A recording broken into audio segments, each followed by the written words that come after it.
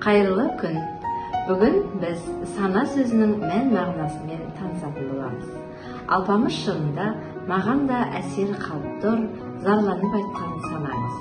Немесе қайда барып төгемін ішімдегі сананы деген жолдар бар.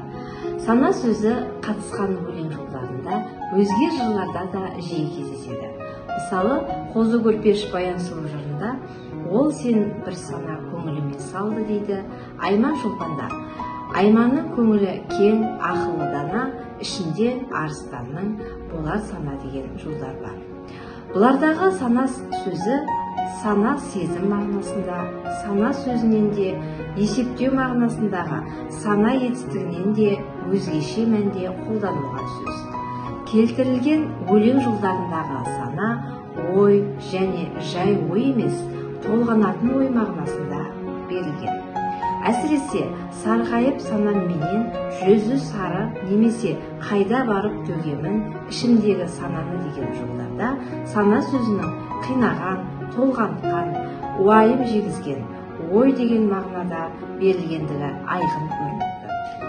Сана сөзінің ой, ойлау мағынасы моңғол тілінде де бар. Сана сөзінің ой сөзіне синоним болып келетіндігін алпамыстағы қой дегенде оймасқан, сүремін, ой сана деген пленастық қатар түзіп тұрғанда көреміз.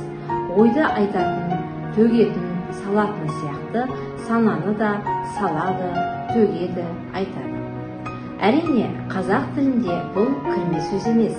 Біздіңше сірә түркі-моңғол тілдерінде ортақ сөздердің бірі болар. Оның қазақтың ескі өлең жырларындағы мағынасы қазіргі философиялық, психологиялық термин ретіндегі өзгеше болғаны көрінеді. Құрметті қалың оқырман, бүгінгі ақпарат сіздерге ұнаған болса, лайк пен комментарийлер қалдырып кетулеріңізді сұраймын. Тыңдағандарыңызға рахмет.